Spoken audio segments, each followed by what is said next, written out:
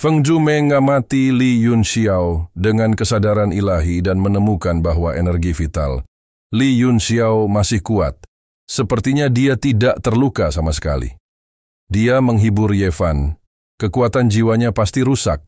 Selama tubuhnya baik-baik saja, cepat atau lambat dia akan pulih. Kamu Fan merasa lega. Orang-orang di Paviliun Tianyi melihat perubahan drastis pada ekspresi mereka.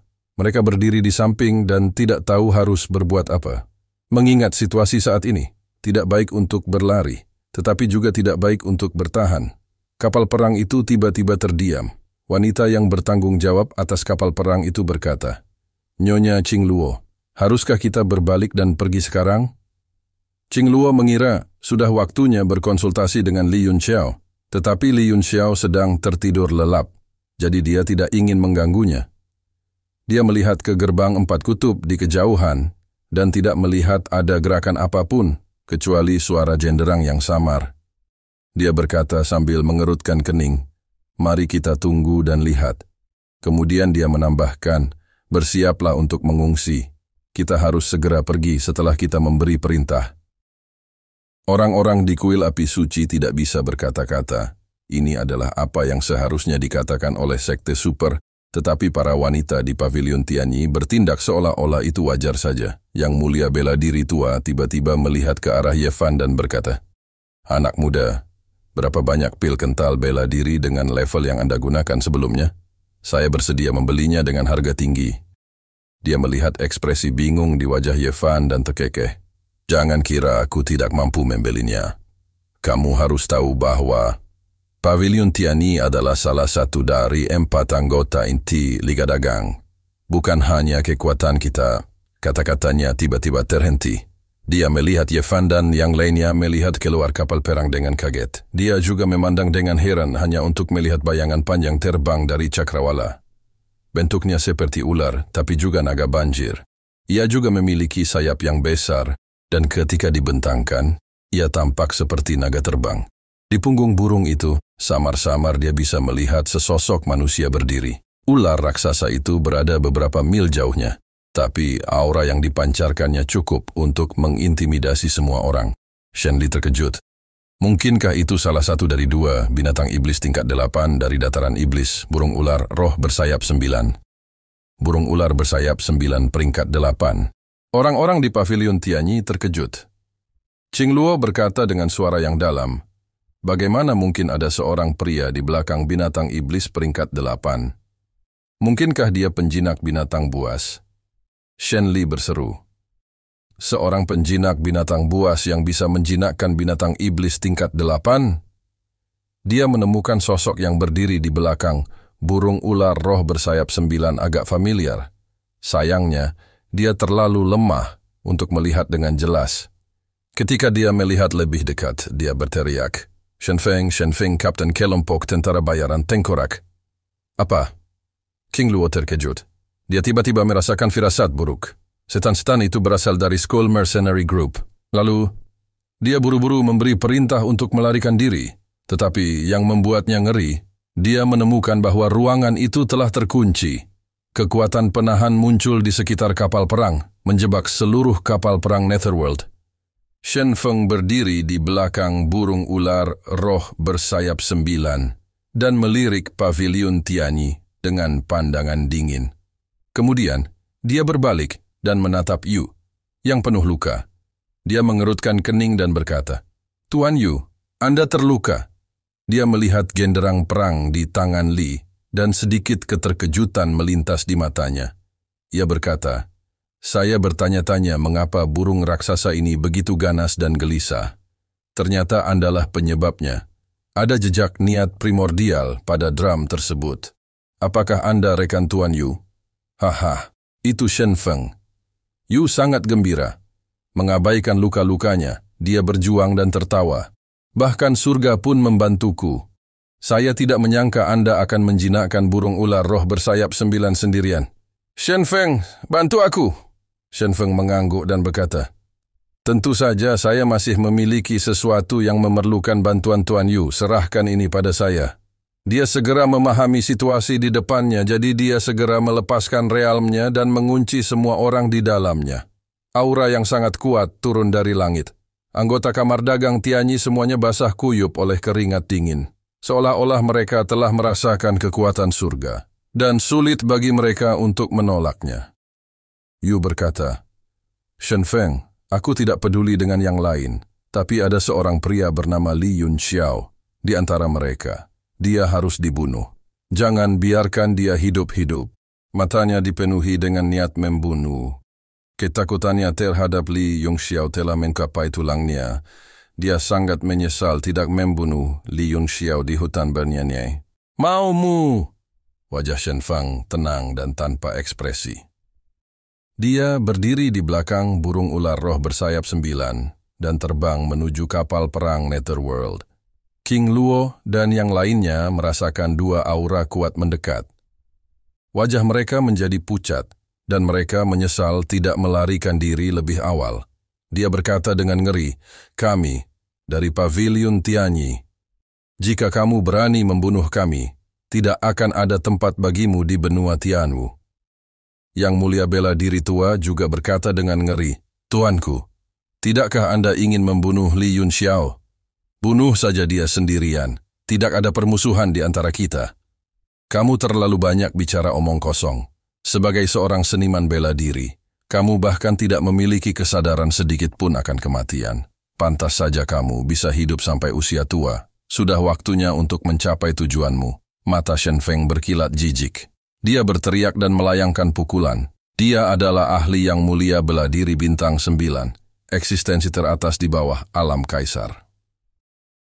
Bela diri. Bahkan kapal perang Netherworld terguncang oleh pukulan ini, seolah-olah akan dihancurkan kapan saja. Orang-orang di kuil api suci juga menjadi pucat.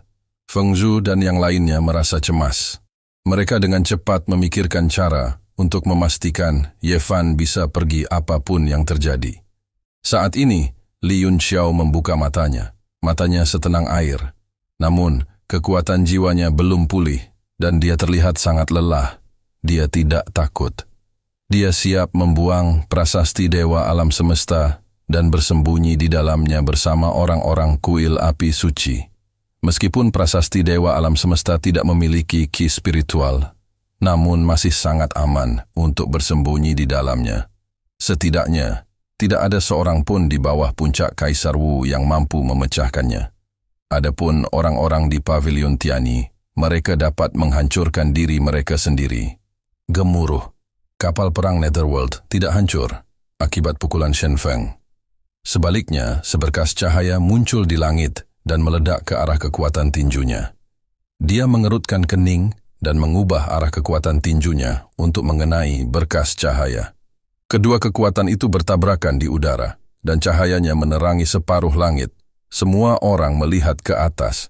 Setelah cahayanya menghilang, sebuah koin emas besar muncul di langit, bersinar dengan cahaya yang menyilaukan.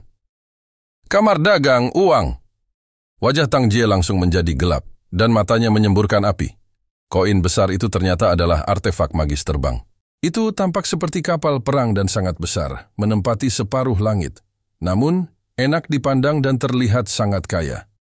Segera Li Yunxiao melihat sosok yang dikenalnya di koin emas itu. Orang itu juga menatapnya sambil tersenyum dan berkata, "Li Yunxiao, sungguh menyegarkan melihatmu duduk di sana menunggu kematian. Saya ingin melihat lebih banyak ekspresi putus asa Anda." Li Yunxiao mendongak, mengupil dan mengeluarkan sepotong buger. Dia berkata, "Benarkah?"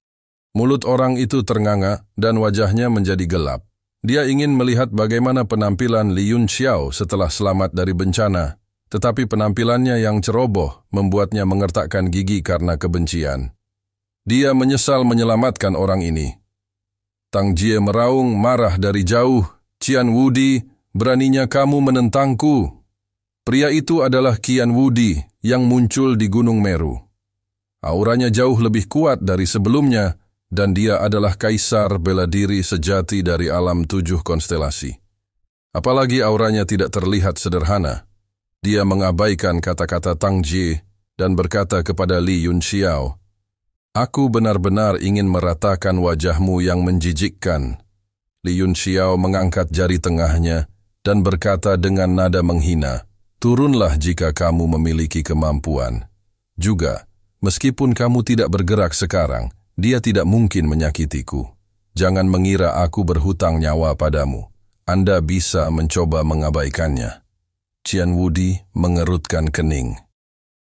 Meskipun dia tidak melihat pertempuran sebelumnya, penampilan Li Yunxiao yang sangat lemah bukanlah palsu. Jika dia tidak bergerak sekarang, dia tidak dapat membayangkan bagaimana Li Yunxiao bisa menghindari pukulan sombong Shen Feng.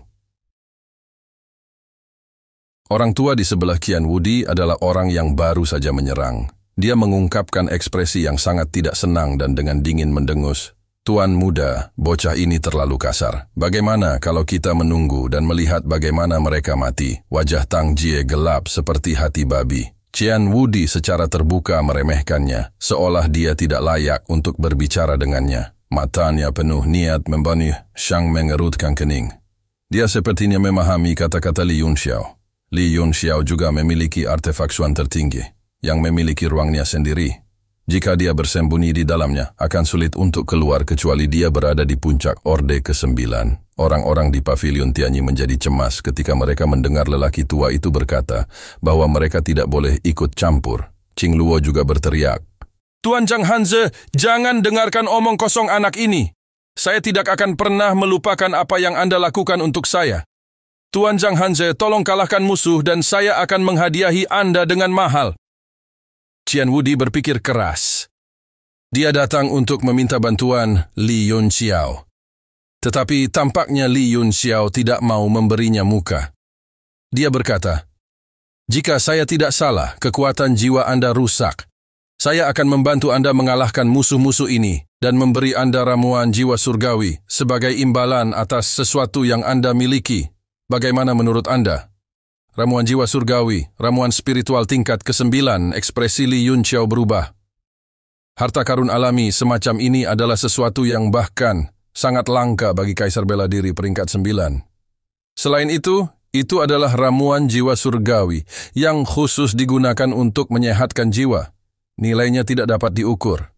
Dia sepertinya sudah mengetahui apa yang diinginkan Qian Wudi. Hehe, begitu. Benda itu tidak seberharga ramuan jiwa surgawi. Tapi sekarang setelah 2 sesi Merchant Union akan diadakan, nilai benda itu menjadi 2 kali lipat. Terima kasih telah menonton. Jangan lupa like, share, dan subscribe guys.